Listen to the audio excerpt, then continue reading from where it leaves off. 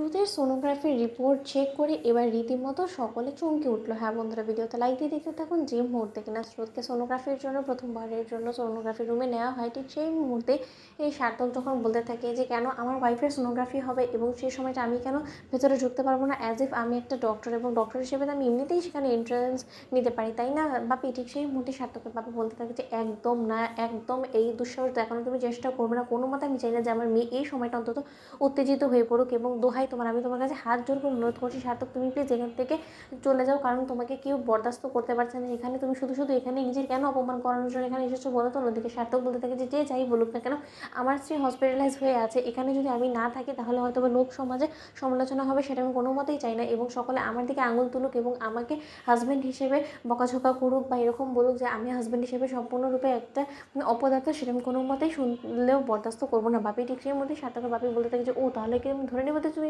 এখানে লোকের কাছে প্রশংসা করানোর জন্য এখানে এসেছো? ঠিক সেই মুহূর্তে সার্থক বলতে থাকে যে তোমার যা ভাবতে ইচ্ছা করে বাপি তুমি ভেবে নাও, তাতে আমার কোনো কিছু যায় আসে না। অন্যদিকে যখন ক্রান্ত বলতে থাকে যে এই লোকটা কানে কিছু ঢোকে নাকি, কারণ ও তো মনে করে যে ওর এই বদমেজাজি ভানটান দেখেই না ও স্রোতকে জব্দ করে রাখতে পারবে, ও চায় নিজের ইশারায় স্রোতকে নাচাতে। শোনো সার্থক সেনগুপ্ত, তোমাকে একটা কথা বলে রাখছি, আগে আর সেই দিন নেই যখন কিনা একটা সময় স্ত্রীদেরকে নিজের ইশারায় পুরুষরা নাচানোর চেষ্টা করতো, কিন্তু এখন সময় বদলে গিয়েছে এবং এখন সম্পূর্ণরূপে স্ত্রীরা নতুনভাবে ঘুরে দাঁড়িয়েছে এবং তাদেরও কিন্তু এখন একটা ডিসিশনের মূল্য আছে। তাই আমি বলে দিচ্ছি যে তুমি এখনও সময় আছে, সূর্য নাও, নিজের অভ্যেসগুলোকে একটু পরিবর্তন করার চেষ্টা করো। অন্যদিকে সার্থক বলতে থাকে ও যা সারাপ, আমি তোমার মুখ থেকে কোনোরকম কোনো কথা শুনতে চাইনি, যে কোথাকার না একটা ক্রিমিনাল, তার আবার মুখে এরকম বড় বড় কথা। ছি, লজ্জা করে না? এই মুখ দেখাও কি করে তুমি? ঠিক সেই মুহূর্তে যখন স্রোতকে ডক্টর সোনোগ্রাফি রুমে নেওয়া যায়, ঠিক সেই মুহূর্তে সোনোগ্রাফি রুমে ডক্টর স্রোতের সোনোগ্রাফি করা মাত্রই যখন চমকে ওঠে এবং স্রোত বলতে থাকে যে কী ব্যাপার ডক্টর, কী হয়েছে? আপনি এরকম করে চুপ হয়ে গেলেন কেন? আপনি বলছেন না কিছু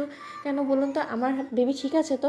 কী হয়েছে নাকি? সে ঠিক সেই মুহূর্তে ডক্টর বলতে থাকে যে এখনই কোনো কিছু আমি বলবো না, আমি যা বলার তোমার ফ্যামিলিকে গিয়েই বলবো। অন্যদিকে ডক্টর সোনোগ্রাফি রুম থেকে বের হওয়া মাত্রই যখন এর গোটা পরিবার ডক্টর করে ঝাঁপিয়ে পড়ে এবং বলতে থাকে যে ডক্টর কী হয়েছে আপনি একটু বলুন না প্লিজ। ঠিক সেই মুহূর্তে ডক্টর বলতে থাকে যে কনগ্রাচুলেশনস, হ্যাঁ স্রোত কনসিভ করেছে কিন্তু উইথ টুন বেবি, এবং ওর দুটো বেবির কারণেই আসলে রীতিমতো ওরা তো কমপ্লিকেশনস দেখা দিচ্ছে, এবং তার থেকে বড় কথা দুজনই মিরাক্কেল হলেও সম্পূর্ণরূপে সুস্থ আছে। ও এইটুকু একজন মানুষ এবং ওর ভেতরে দুটো যান বেড়ে উঠছে, তো তার জন্য আসলে ওর জন্য একটু ডিফিকাল্ট হয়ে গিয়েছে এই সময়টা পার করার জন্য। অন্যদিকে সার্থকের বাপি কথা শোনা মাত্র সার্থকের বাপি বলতে থাকে যে ডক্টর আপনি সম্পূর্ণরূপে শিওর হয়ে কথাটা তো বলতেন, আমি কেন যেন নিজেকে বিশ্বাস করতে পারছি। অন্যদিকে যখন রাই বলতে থাকে যে ডক্টর স্রোত জানে এই বিষয়টি, সেই মধ্যে ডক্টর বলতে থাকে যে এখনও ওনাকে আমি জানাইনি, আমি আশা করবো যে আপনারা কি ওকে এই বড় সুখবরটা দিবেন এবং ওর কি রিয়াকশন থাকে সেটা আমাকে অবশ্যই জানাবেন। তো বন্ধুরা লাইক কমেন্ট শেয়ার করে সাবস্ক্রাইব করতে ভুলো না।